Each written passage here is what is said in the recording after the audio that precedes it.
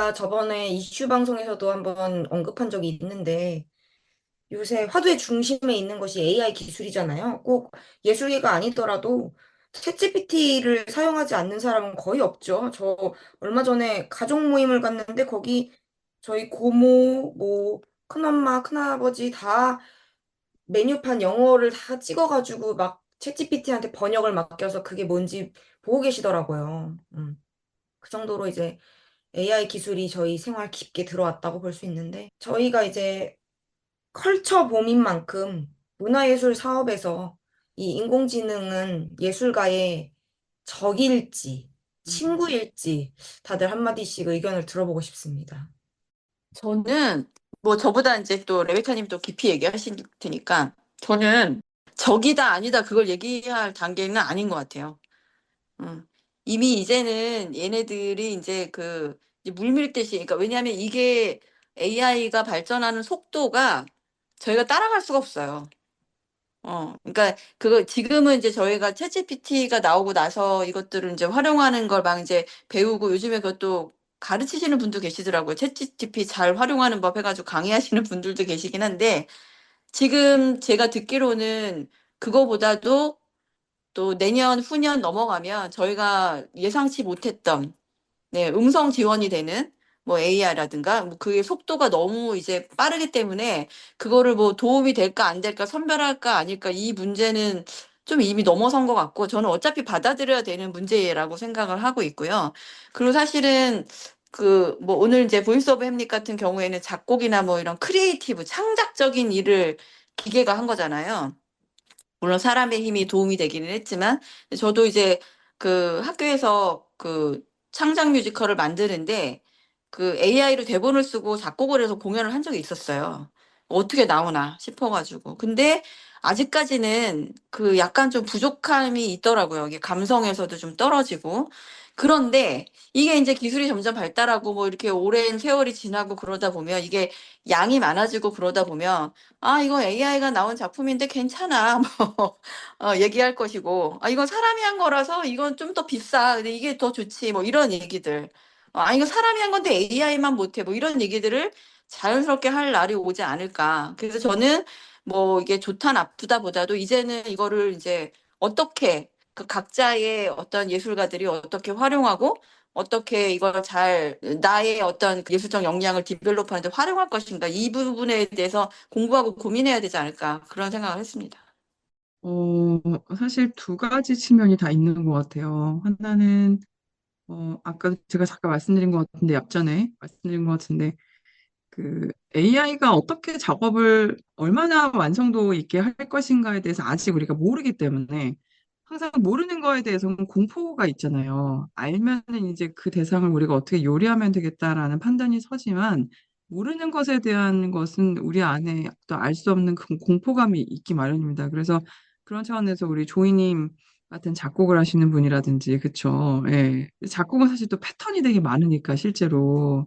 예, 뮤지컬은 더 그렇잖아요. 구조화되어 있는 작업이라서. 그래서 이제 그리고 이제 극작하시는 분들, 요 파트가 이렇게 되면은, 뭔가 매뉴얼대로 뮤지컬은 사실 매뉴얼대로 움직여도 되잖아요. 어떤 측면에서는. 네, 그래서 그런 차원에서 사실 조금, 뭐랄까, 그냥, 조금 뭐 공포 아닌 그런 공포감이 또 있을 수도 있을 거라고 저는 생각이 돼요. 그래서 일단 약간 근본적인 차원에서의 이건 얘기고요. 근데 두 번째는 사실 챗GPT로 대표되는 이런 AI 프로그램들을 우리가 어떻게 쓰느냐의 문제에 우리는 이제 봉착해 있는 것 같거든요. 그래서 이제 그 도구를 잘 쓰는 사람들의 특징은 질문을 어떻게 하냐의 문제인 건데, 질문을 얼마나 잘하냐에 따라서 이 도구의 도움을 굉장히 효율적으로 받을 수 있다라는 것이죠. 그리고 저도 사실 기본적인 자료는 이제 챗GPT한테 다 시켜요, 저도. 자료 조사는. 제가 안 해요. 왜냐면 그 시간이 너무 많이 걸리기 때문에 이게 효율성의 측면에서는 과거하고 비교할 수 없을 정도로 효율성이 높아졌습니다. 그래서 제 작업이. 그리고 이제 저는 구글 안 쓰거든요. 맞아요. 구글을 뭐 자료 검색하고 할 때 되게 많이 썼는데, 이제는 그냥 첫 번째 단계가 그냥 물어보는 거예요. 챗GPT한테. 그래서 물어봐. 근데 제가 딱 봤을 때 틀린 것 같아. 그럼 다시 다 봐야 맞아. 되죠. 틀린 게 많아요. 솔직히 말하면. 오류가 많더라고요. 오류가 엄청 많습니다. 그래서 그 다음 단위를 채우는 거는 이제 저의 몫인데, 근데 이제 그럼에도 불구하고 이걸 내가 오류라고 인식하기 전에 첫 단계의 바탕을 마련해 준다라는 것 자체가 우리의 작업을 굉장히 효율성 있게 만들어주는 것이거든요. 그래서 그랬을 때 이 도구를 앞으로 우리가 어떻게 활용을 해서 잘 질문을 해서 내 작업을 속도를 빠르게 할 것인가, 더 밀도를 기피하는 건 인간의 몫이고, 이제 그런 차원에서 아마 활용도가 높아지지 않을까라는 생각을 좀 저는 하고 있습니다. 그래서 적도 친구도 아닌 그냥 제압해야 된다, 우리가 얘를. 어차피 얘는 구글화 될 거예요. 구글화 될 거고, 앞으로 훨씬 더 빠르게 정교하게 변할 텐데, 그거를 어떻게 또 하나의 뇌로 상정해 놓고 내가 쓰는가, 이것을 또 하나의 나의 어떤 서브뇌, 이렇게 상정해 놓고 어떻게 쓰는가의 문제가 있지 않나, 앞으로는. 그런 생각을 좀 하고 있습니다. 네, 말씀 감사합니다. 이제 제가 먼저 시작 전에 이렇게 질문을 던지게 됐는데 오늘 리뷰하고자 하는 작품은 보이스 오브 햄릿이에요. 근데 이 작품은 제목에서 풍기듯이 내용은 햄릿이거든요. 제가 내용에 대해서 더 설명드릴 게 사실 많이 없어요. 우리가 아는 햄릿 그 자체거든요. 그래서 사실 요런 거의 토론에 가까운 이야기들이 더 많이 나오지 않을까 하는 그런 생각이 있습니다. 일단 여러분들 저희 거의 10년이 다 돼가는데 2016년도에 알파고와 이세돌의 게임 기억하시나요? 네. 그때 이세돌 씨가 졌게요, 이겼게요? 졌죠? 음, 졌어요. 네. 그때 알파고에 대해서 이 성능에 대해서 엄청 많은 기사들이 쏟아져 나왔어요. 드디어 인간 고유의 영역을 침범하는 것이 아니냐.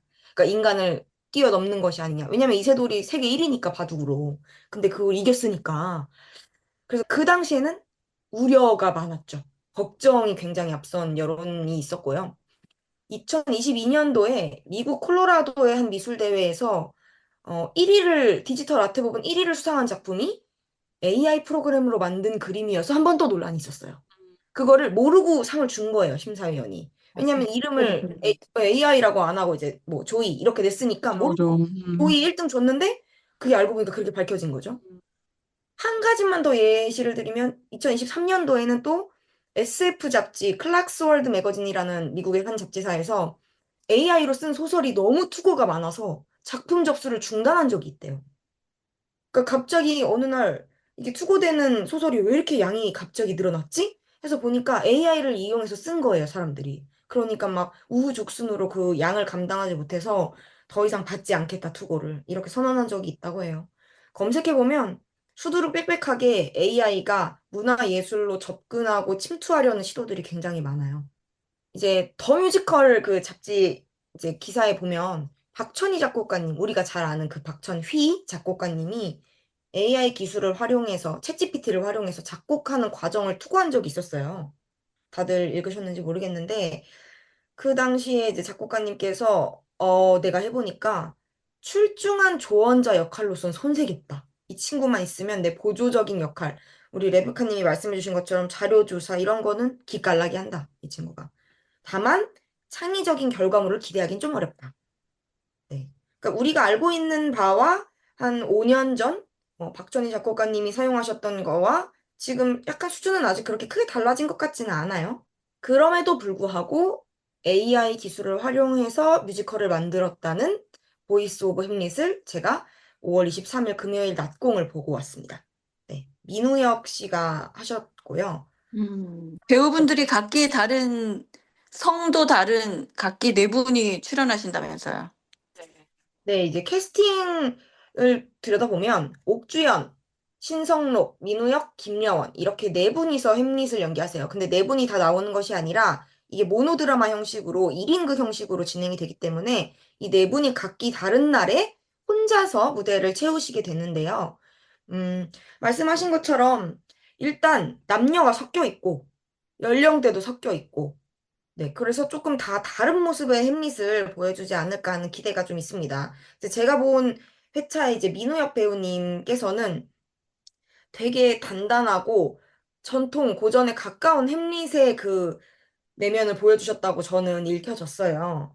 일단 뭐 제가 신호를 말할 것도 없지만 아주 간략하게 한 줄짜리로 요약을 한다면 아버지를 죽이고 어머니와 결혼하여서 왕위를 찬탈한 삼촌 클로디우스를 향한 복수심으로부터 시작된 이야기죠. 우리가 그냥 잘 아는 셰익스피어 4대 비극 햄릿 그 원작 그대로를 살렸습니다. 뒤틀지 않았고요. 인물들이 바뀌지도 않았습니다. 그래서 거기 원작에 나오는 인물들이 다 나오고요. 그 인물을 혼자서 연기를 하게 돼요. 근데 좀 재밌는 점은 연극 모노드라마에서 보면 혼자 여러 가지 역할을 하는 경우가 많잖아요. 이렇게 왔다 갔다 하면서. 근데 그러지는 않아요. 그런 형식을 취하고 있진 않고 묻고 답하는 형식을 취하고 있는데 그 인물이 등장하지 않은 상태에서 인물의 말을 들은 것처럼 하고 이제 행동하는 식으로 대본은 그렇게 짜여져 있는 것 같아 보였어요.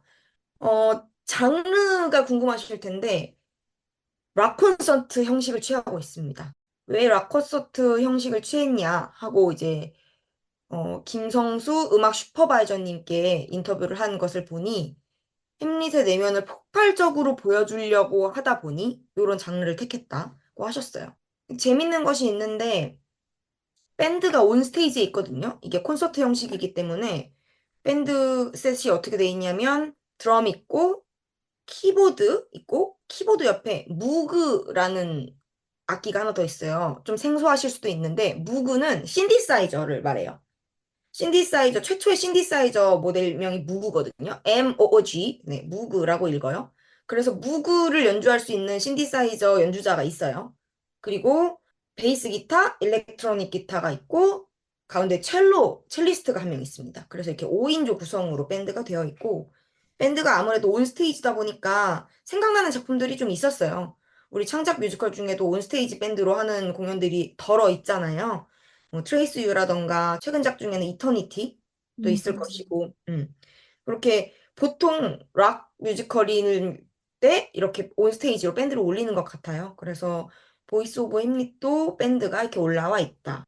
그렇다 보니까 이제 이미 비주얼로 봤을 때 콘서트 형식인 게 한 번에 읽혀지고요. 무대 위에 LED 패널이 쌓여 있는 기둥이 이렇게 미로처럼 박혀 있거든요. 그리고 그 기둥 앞에 이렇게 밴드 5인조가 이렇게 있어요. 그래서 무대가 혼자 원래 등장을 하셔야 되는 그 무대가 이미 약간 채워진 느낌? 그래서 배우가 혼자 서 있어도 그렇게 비어 보이지는 않는다. 그런 점도 저한테는 좀 재밌었던 것 같아요.